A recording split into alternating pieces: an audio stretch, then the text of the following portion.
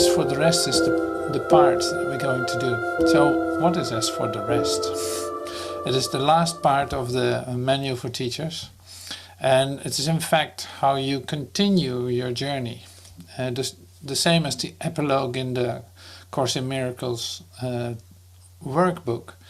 It's like the epilogue is, okay, so now you did all the lessons. You continue.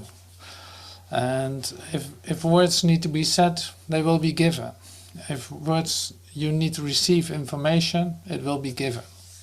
And so it is with the as for the rest in the manual for teachers too. So I want to use this because it feels so a bit like at the end of everything kind of feeling. That's what I got.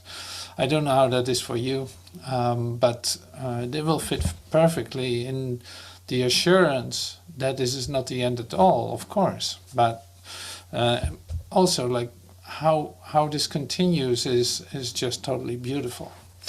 Even though you don't necessarily have to do this on a daily basis as it was done in the mind training, after 365 lessons, you continue, but in a different way.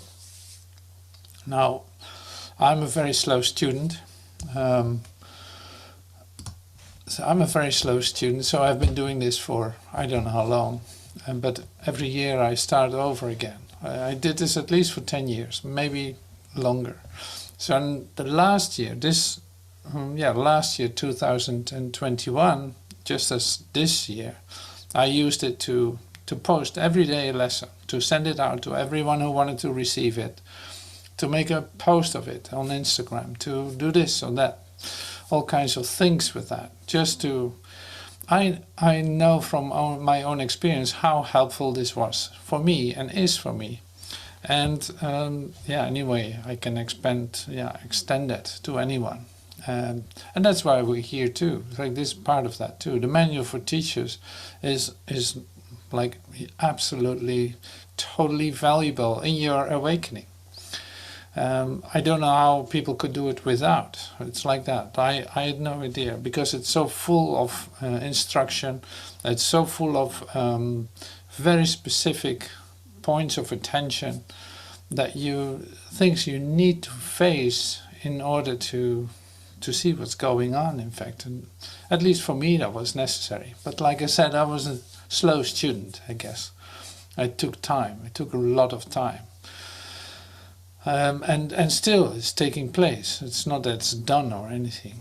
It's like, no, it's done. Like in every aspect, in every little detail, there's something there to discover, in which I still have to decide for peace, or am I deciding for fear? That goes deeper and deeper and deeper into every layer that is there for, say, for the undoing. So that's being said. And so what we read here in the, say, last pages of the manual for teachers, which I read from this big book, the Urtext of A Course in Miracles, and you can receive too, if you want, a PDF of this whole book or the PDF of the manual for teachers. It's freely available, which is also a point to give some attention to. It's like the Course in Miracles is not under copyright. And many might think it is, but not really. It was in court. It was in court. So the authorship of Jesus Christ is, say, given to it. So who can copyright that? Nobody. So that's why I send out PDFs, booklets, and this and that. Like the part of the group I was with and the organization I was connected to, the Course in Miracles International, actually were in court for 10 years to get the copyright of the Course in Miracles, because the Foundation of Inner Peace was fighting for the copyright.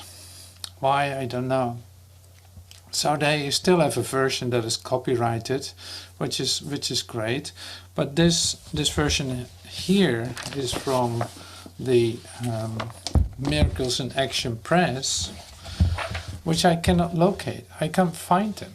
I tried to get connected to them. looked for them on Facebook. I looked for them everywhere. I wrote emails to the publisher, to the editor, and all that. I never got any response. So very interesting.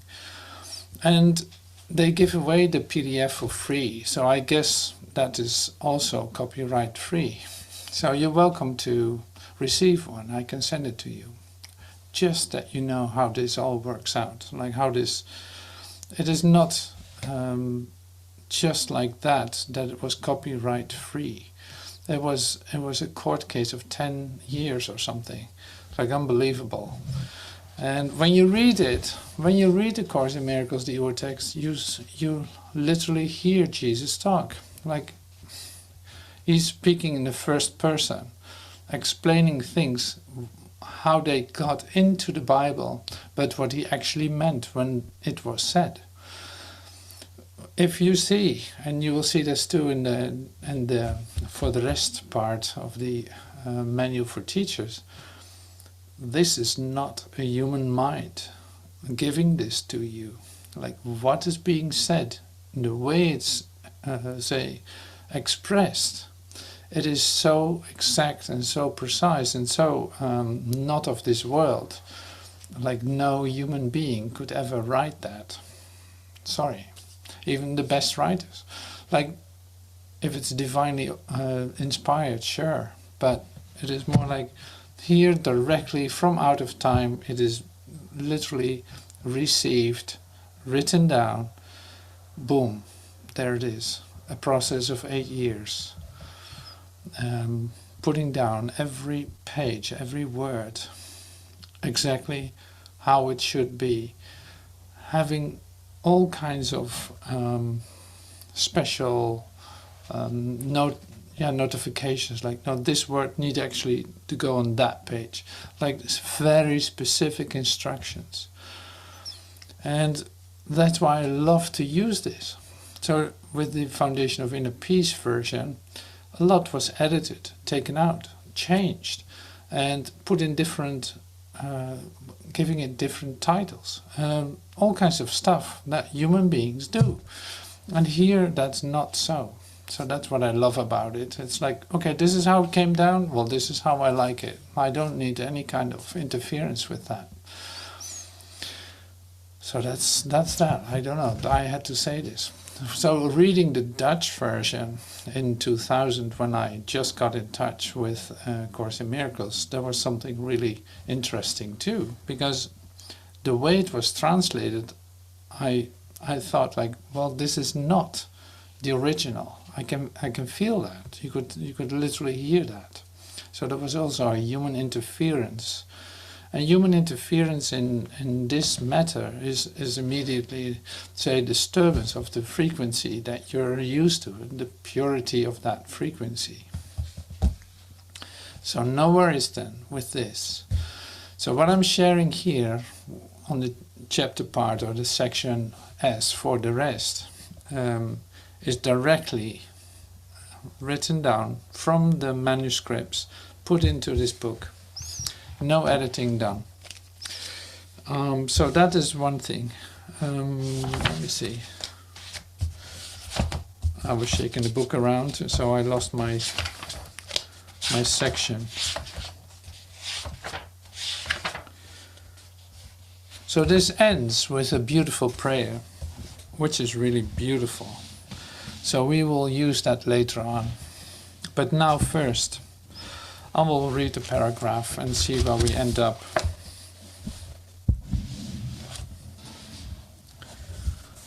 Okay, so as for the rest, this is on page 443 of the volume 3 of the combined 7-volume edition of the Urtext manuscripts of A Course in Miracles.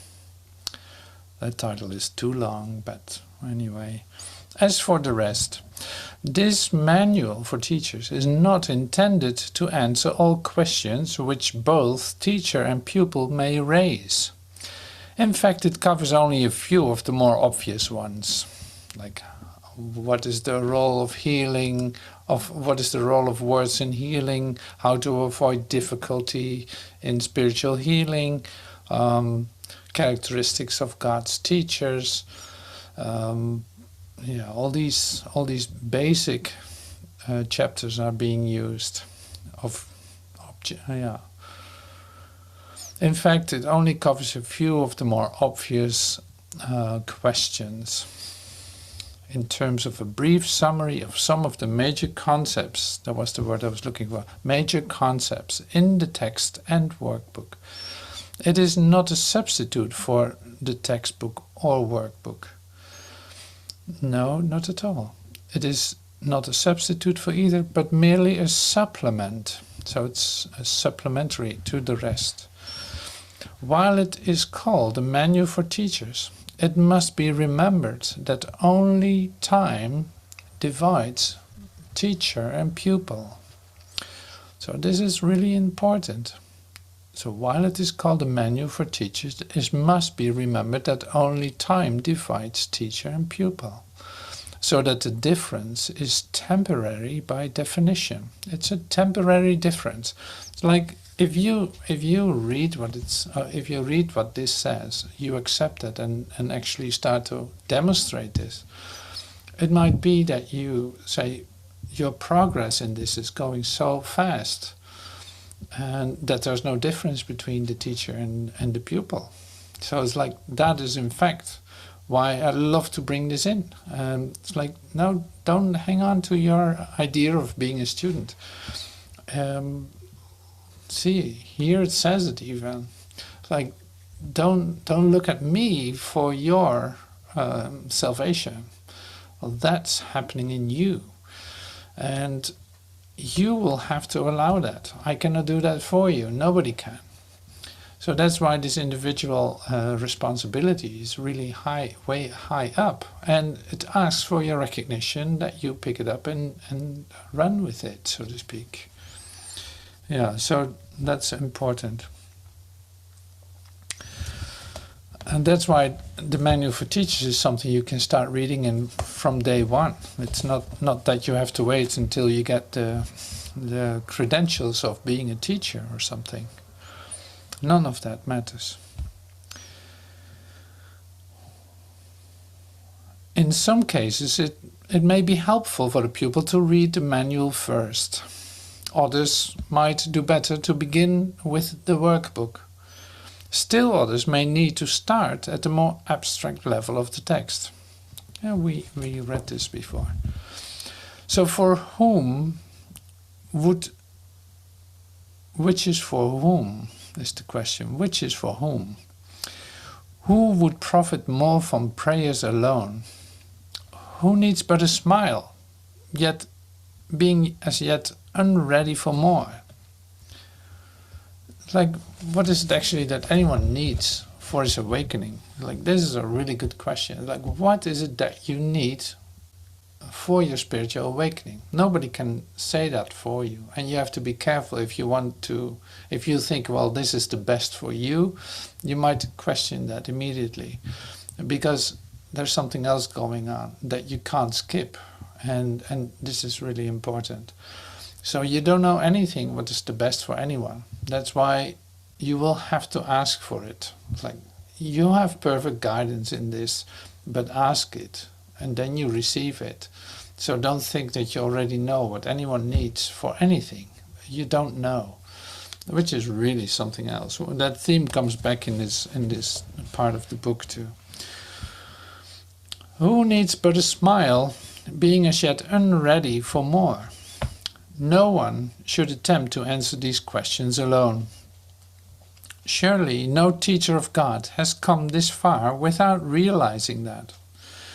The curriculum is highly individualized, and all aspects are under the Holy Spirit's particular care and guidance. Ask and He will answer. The responsibility is His, and He alone is fit to assume it. To do so is His function. To refer the questions to Him is your function. Would you want to be responsible for decisions about which you understand so little? Be glad that you have a teacher who cannot make a mistake. His answers are always right. Would you say that of yours? So this is great. So it comes back later on too. It's like this is not about your inadequacy. It's like as if you're not able to do certain things, but it is just not your function. So you don't have to do that. So it's not a matter of inadequacy or not, but that would be the same as judgment. Like you're not able to judge, so don't try, and don't think you can, because you're not able to do that. That's not an inadequacy. It is just that you are not able to do that. So don't get offended. Don't get offended. Don't be, say, pissed off now that you're not able to do that. No, be happy. You don't need to do that because you can't. So letting that be saves you a lot of trouble, because if you're trying to see, ideas that we hold about ourselves are very strong. They're very strong because what we do when we express them is identifying with them. Like, I'm a really good this and that. I'm really da da da. And before you know it, you start to believe in it yourself and you start to defend it. And at the same time, what happens is then that you try to keep that idea up to the last moment, which in fact is also the confusion with your identity as a human being. It's like you keep it up that you're a human being and you put everything, say, in the fight to get that proved to yourself, of course. So it's better to step back out of that and say, like, okay, so that is not what it is. It doesn't mean inadequacy. No, it means I cannot do that. That's all. Yeah. So it's the same. It would be the same as, to use a metaphor, it would be the same as to drive your car into the water and thinking it is a boat. You can like, yeah, use it in the water. You can't. Your car will not do that because it's not made for it. So it is with you. You're not made for that, so you don't have to do it. And why am I so, say, emphasizing this? Because it can save you so much time. That's the only reason. It saves you so much suffering and time. Time that you could use to come closer to your happiness and enjoy that, and celebrate that. So here we are. The third paragraph is this. There's another advantage, and a very important one. In referring decisions to the Holy Spirit with increasing frequency, like we're all practicing, perhaps you have not thought of this aspect, but the centrality is obvious. To follow the Holy Spirit's guidance is to let yourself be absolved of guilt. To follow the Holy Spirit's guidance is to let yourself be absolved of guilt. It is the essence of the atonement. It is the core of the curriculum. The imagined usurping of functions not your own is the basis of fear. Let's take back that metaphor of the car. It's like, of course you're going to be afraid if you drive with your car in the water and expect it to float in the water. Of course you're going to go crazy from fear. You know, you can understand that. So don't do that. That's what it says here. You don't have to do that. The whole world you see reflects the illusion you have done so, making fear inevitable. So, one more time. The imagined usurping of functions not your own is the basis of fear. The whole world you see reflects the illusion you have done so. You have usurped the functions that you don't have. So that's an interesting way of looking at your whole situation, isn't it? It's like, look at all the functions that you have ascribed to yourself and are actually not functioning at all because it is not your function or your role, and you didn't have to do that. But look at how much fear that has caused. And if you can't come up with an example right now, I can give you one. Like, look at the medical health care. Thinking that you need to repair something because you see that it's not right and you need to repair it or fix it. Well, look at the mess that delivers. It's unbelievable. So look at the ways that you have tried to solve problems that you thought you had. Oh my God, that's a big list, isn't it? Oh my God. That's a huge list of problems that you thought you had to solve. And you solved it your way, sure. Yeah. So how did that work out? Huh? How did that work out? Oh, what a mess. What a mess. Look at this world. What a mess. We try to solve our problems. Oh no. Oh my God. What a mess. So that's interesting to see that.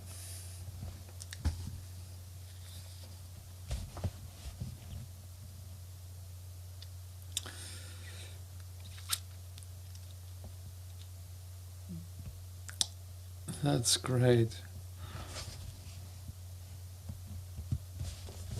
So is there a lot of fear in the world? Yes, there is. The world you see reflects the illusion that you've done so, say, usurping functions that are not yours, making fear inevitable. The return, the function to the one to whom it belongs, is thus the escape from fear. So that means, because you can read this, it's like, oh yeah, okay, that's the Holy Spirit here, or the Holy Spirit can do that. No, this means, for you, if you want to release fear and guilt, you might as well say, get in touch with your Holy Spirit. Give him everything. Give him everything. Making decisions. How to do, look at this. What am I supposed to do with that? Where am I supposed to go? What am I supposed to say? And the other way around, please use my hands, my eyes, my ears, my nose, my mouth for the fulfillment of the Christ in me.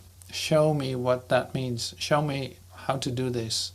Show me what light is. Show me what love is. Show me how I'm supposed to respond to what is coming to me. And all this. So this will help you out of your fear, to hand it over.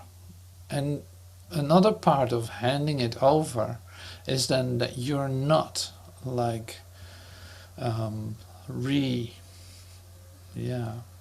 re-chewing these things anymore. It's like you're not going to eat this again. You gave it away, so you give it away. If you're still keeping it a little bit for yourself, you haven't giving it. You haven't. Wow, I can hardly talk. You haven't give it away. You haven't give it away because you're still chewing on it. It's like, no, you gave it away. So now it's not yours anymore. If you give it away, it's gone. It's given. You will get a response.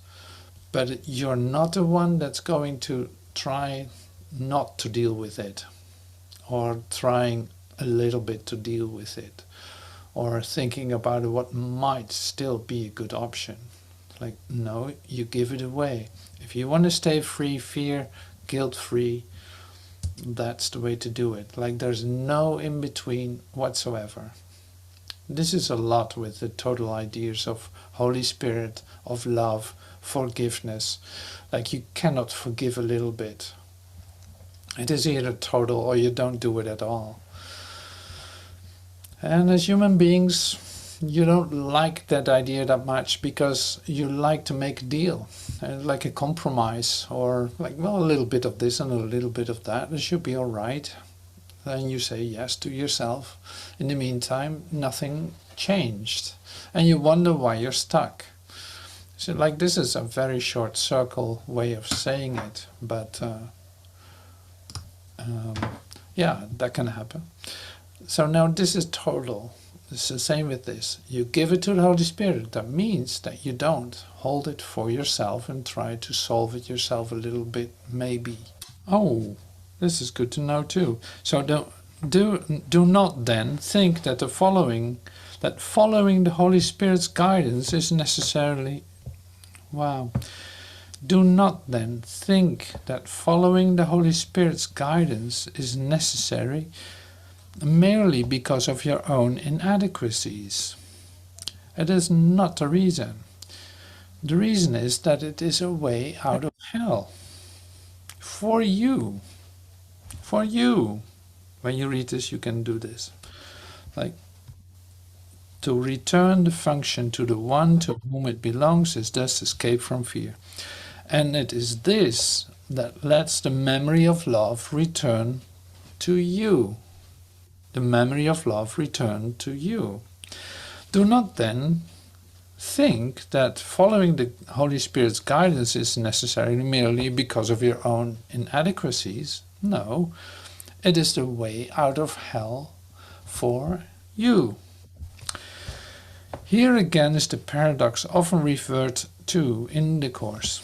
To say, of myself I cannot do anything. Like, of myself I can't do anything. I can do nothing, like it says in John 5, is to gain all power. And yet it is but a seeming paradox. As God created you, you have all power. The image you have made of yourself has no power. The Holy Spirit knows the truth about you. The image you made does not. The Holy Spirit knows the truth about you. The image you made does not know it. So how fundamental is this again, huh? So you can have all kinds of ideas about yourself, but these are not ideas about yourself, these are ideas about the image you hold about yourself. Because that, what is yourself, is whole and perfect and created as God created it. And it did not change. It is perfection in itself. It has all power. It is, yeah, that. So the rest is an image of yourself that you started to believe as yourself. But it's still an image.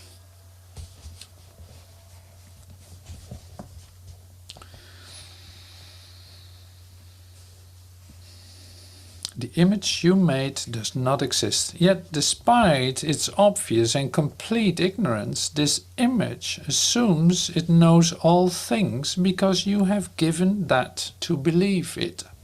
Such is your teaching and the teaching of the world, which was made to uphold that idea. But the teacher who knows the truth has not forgotten it.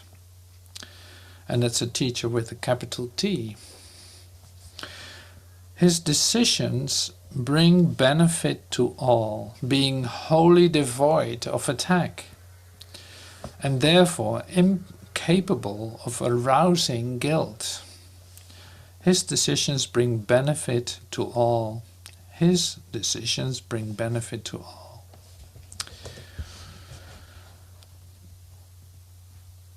So who assumes a power that he does not have is deceiving himself.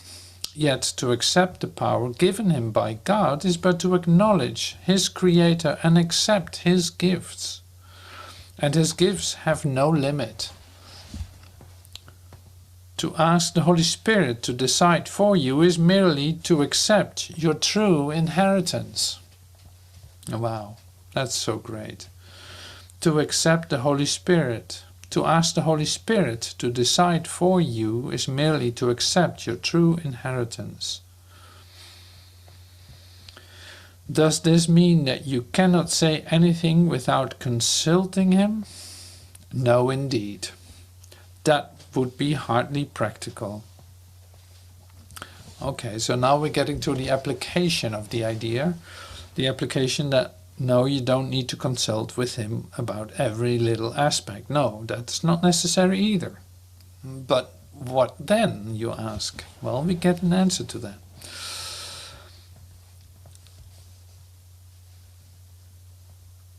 Does this mean that you cannot say anything without consulting him? No, indeed. So in my first years of A Course in Miracles, when I was really doing this a bit by myself, like I had the book, I did the daily lesson, but I had like, how am I supposed to know what to say to anyone?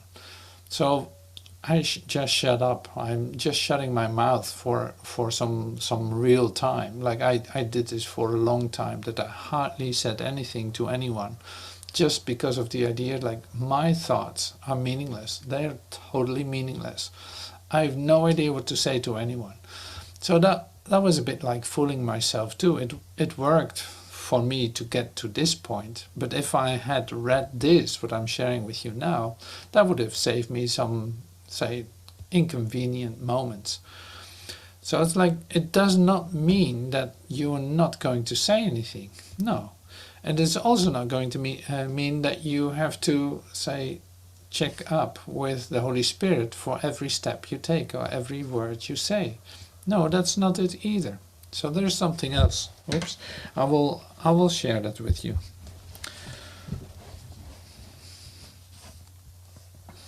If you made it a habit to ask for help when and where you can, you be confident that wisdom will be given you when you need it.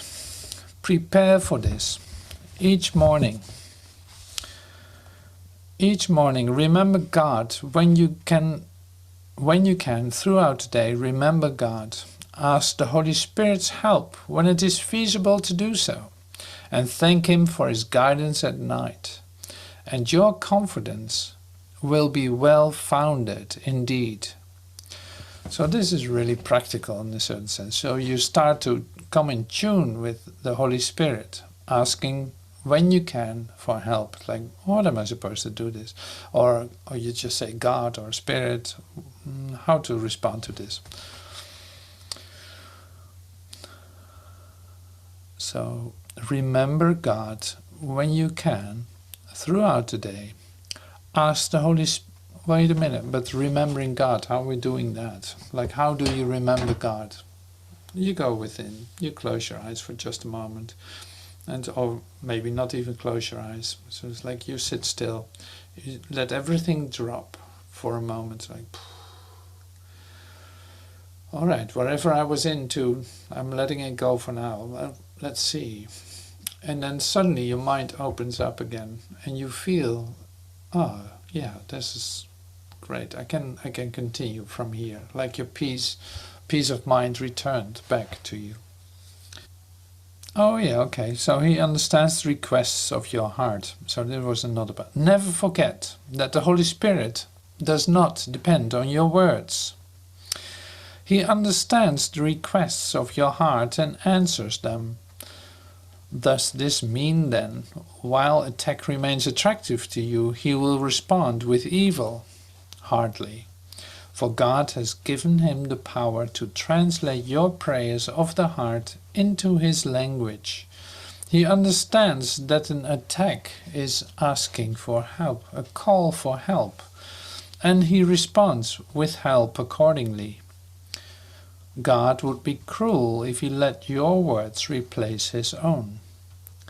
A loving father does not let his child harm himself or choose his own destruction. He may ask for injury, but his father will protect him still. And how much more than this does your father love his son?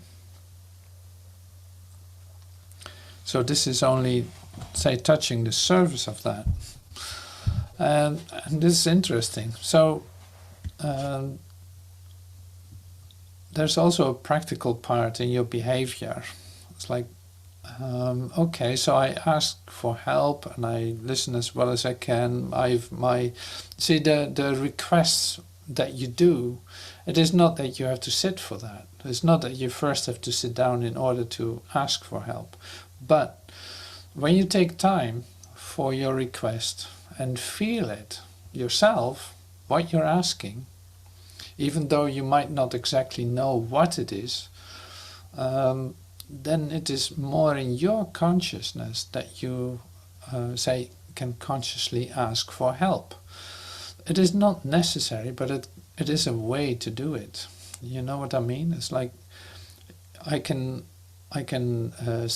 completely rely on Spirit in thinking that no matter what my heart's desire is at this point, He will hear it and He will answer it. But I can also take time whenever I can to consciously do this. My experience with that is that is a different way, or it is just very nice for your own trust, in fact, for your own trust to do it that way, because then you ask consciously, you come to know your heart's desire more and more, and you receive a response like that. It's a learning situation for yourself. I guess it's just a matter of wherever you find yourself and whatever works for you, because the plan is so highly individualized. For everyone, it works differently. But this is working for me. So consciously asking and actually getting to know, what is it that I want? What is it that I'm asking for in my heart? Because I get that reflected all the time.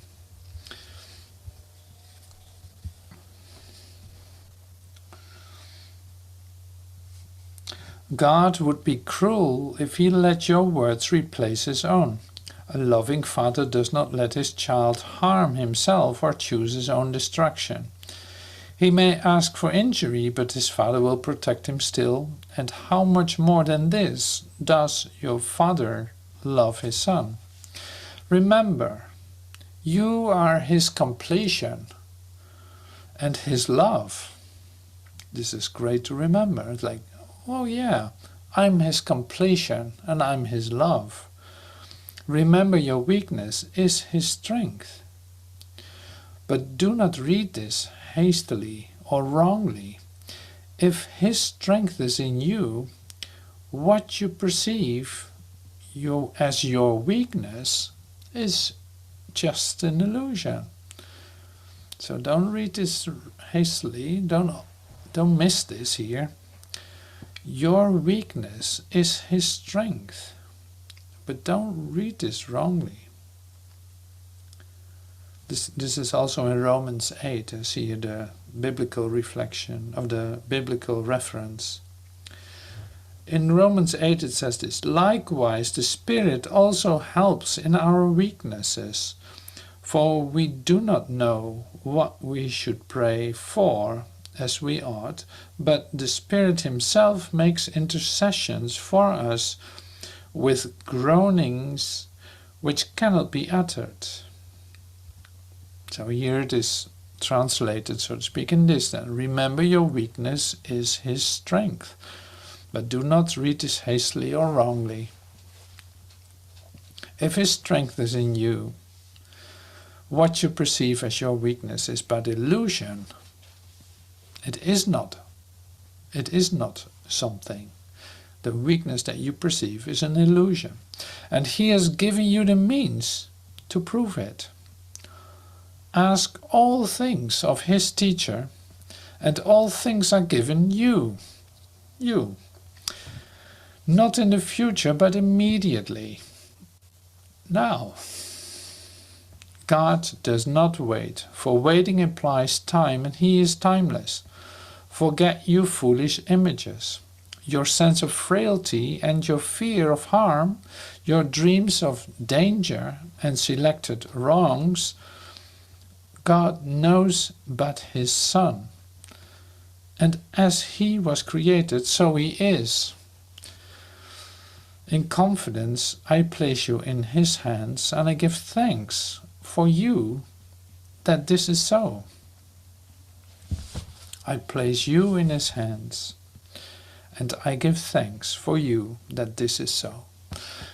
Okay, so this is great. So this is pretty amazing, because if you look at it, it's like you're in your bubble as an ego mind, a human mind. You're in your bubble, but Jesus sent a comforter. He had to go. He resurrected, but he said, I will send you a comforter. And that means like your bridge to God. It's like your translator, your interpreter with God. He actually can translate what you try to express here, no matter how crazy and insane and illusory it is, and translate it into communication. So that is pretty amazing. That's pretty amazing. But it's a great way to look at it like this. It's like he's your bridge. He's your translator, your interpreter. So whatever your language is at this point, give that to the Holy Spirit, and he will say, reconnect you with your Creator, because that is his function. It's like he's part of the Trinity, as you are in your, in your right mind. You are part of the Trinity. Oh, you see, and then the interesting part is this then. So since you're part of the Trinity, the moment that this translation, so to speak, is done, that this separation idea has completely dissolved, when it's completely dissolved, you actually see that there's the restoration, so to speak, in full awareness of your Christ mind. Do you need the Holy Spirit then to translate for you? No, that's not necessary. So it's like in that moment you return back to oneness. You come back to the place where all is one, and you recognize the perfection of how that as you were created. So, but that becomes your whole consciousness then. So you return back into the Trinity, and actually you see that the bubble bursted, and what is a bubble but an illusion? So the illusion is gone, and here you are. Like that has no remains. It has no, you won't remember this in that sense. You won't remember your separation. That dissolves right there. So that's so beautiful.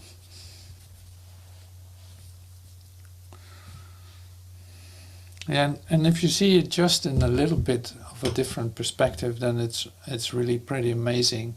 I said this the other day too. It's like it's amazing what we're actually doing at this point.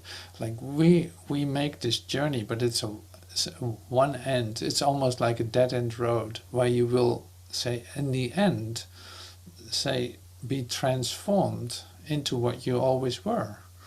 So it's a journey without distance, is what they say in the Course. Like it's a journey without distance, but it's you walk into this, on this path, and you will be transformed. Pretty amazing. So like, look at what we're doing. Like, look at what we're doing. It's not to have a better life. It is not to have a better lifetime after this one. It's like, no, this is transformation. It is entering into a whole new dimension for yourself that you know better than this illusory state that you're finding yourself in. And that is just mesmerizing. That's totally fascinating if you look at it that way. So I promised you a prayer, and this will be the end then of this section. But I'll read this. So as for the rest. So, and now, in all your doings, be you blessed. God turns to you for help. God turns to you for help to save the world. Teacher of God, his thanks he offers you. And all the world stands silent in the grace you bring from him. You are the Son he loves, and it is given you to be the means through which his voice is heard around the world, to close all things of time, to end the sight of all things visible, and to undo all things that can change. Through you is ushered in a world unseen, unheard, and yet truly there. Holy are you, and in your light the world reflects your holiness. For you are not alone and friendless. I give thanks for you and join your efforts on behalf of God, knowing they are on my behalf as well, and for all those who walk to God with me. Finish is what it says here. Finish. So that concludes on the Manual for Teachers. Well, that's so great. So thank you for listening to this and taking time to take this in, so to speak. Thank you for that. So that was a whole chunk, wasn't it? That's so great. I love it. It is lovely to read this and to take it in and ponder it in a sense. Just because it's all very practical, in fact, and also it comes with suggestions and the continuations. Like, don't get blindsided on the Manual for Teachers. No, use this, but also it's not the end of it. So build your own relationship with Spirit, and this flow of information. Every question that you could possibly have, ask, and it will be answered. Like, that is where this is for. And growing into your certainty of getting to know yourself, in fact, the perfection in which you were created. And see what that does if you take that with you when you're out there, when you go into the world and extend this light in the way that you do. Some need a smile, some need a this and that. So it's like it will all be given how to respond and how to do this. But it becomes very practical, and simple too at the same time. So that's, I think, the power of using this amazing masterpiece to get into the remembrance and the recognition of your true nature. And the true nature is not, is oneness. It's like, it's not a limitation of any kind. It's not that you're going to study this book and just sit in your room. You can, of course, but you can take this anywhere, or this is with you everywhere you go. And that is so beautiful. You start to recognize that. So that gives you a sense of fearlessness in that sense. Fearlessness, but also, I have this great gift that I receive for myself, and I can give that away. And this is how that looks. This is how I can be here now. Like, look at that. I can't believe it. What happened? But it's actually occurring. Like, the grace that you bring wherever you go. You have no idea. You set the whole place on fire. So that's so great. That's so great. In your very own individual expression.